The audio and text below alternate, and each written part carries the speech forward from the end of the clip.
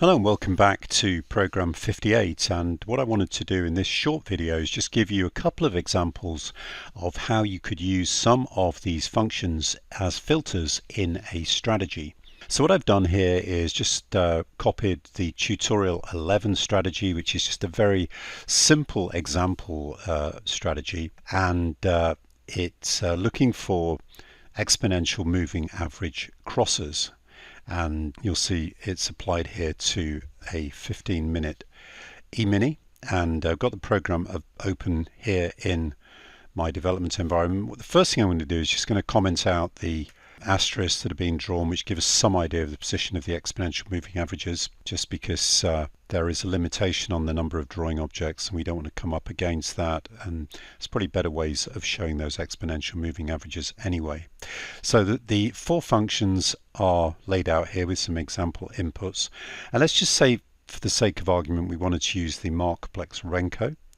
So I'm just going to copy that, and in the simplest case we could just add that as an extra condition. So we could say and then the condition equals 1, and in this particular case I'm going to change that to true because we want to have fixed size boxes. It's going to make that 0.5, and we're going to do something very similar on the short side. So we'd add that there, so that's now going to be -1. And if we verify that and then go back to the chart, we're going to notice that the trades have changed somewhat. Now we could add an extra condition. For example, we could say we want both the Renko to be equal to 1 and we want the line break. And so let's just copy that in here as well. And we could do the same, don't have to, but we could do the same on the short side. So that would become -1. So that's another modification to the program. Now what we could say is that, well, that's fine, but we want to do some work to find out which are the best values to go in as inputs to the functions. So what you could then do is create a new input and say, well, I don't know whether it's going to be the 3-line break or the 4-line break or whatever, so I'm going to create a input LB. Let's just call it LB, and we could set that by default to 3, but what we could do now is take the 3 out of there and put in our input LB,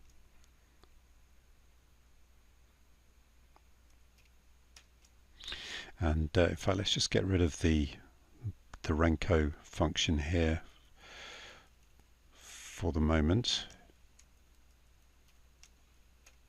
like so, and verify that. And what we could now do is we could go into the chart and we could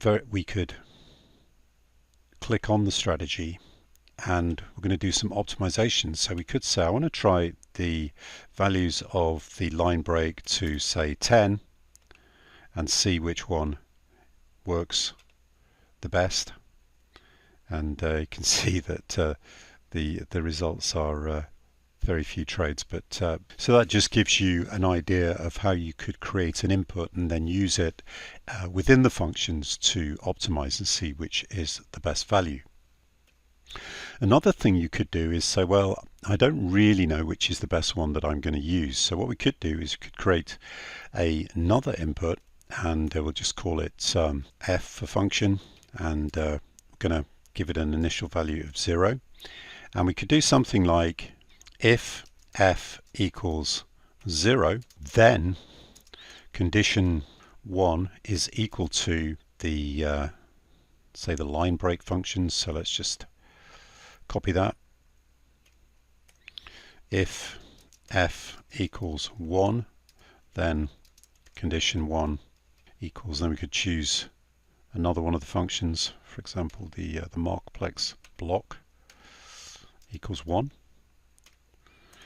If f equals 2, then condition 1 equals, let's put in the pointing figure, equals 1, and then we could add that as a condition to the program. So we could take out, Could actually leave it in there, but it's going to make that condition 1. I'm going to remove this from the short side for the moment and verify that. And now what we could do is to find out if any of those functions are working better than others. We could go in and we could optimize f. So we could say we want f to either be 0, 1 or 2. So that's 0 to 2 in steps of 1, and we could go through and optimize that. Okay, so there's just a couple of ideas of things that you could do with these functions within the context of a strategy.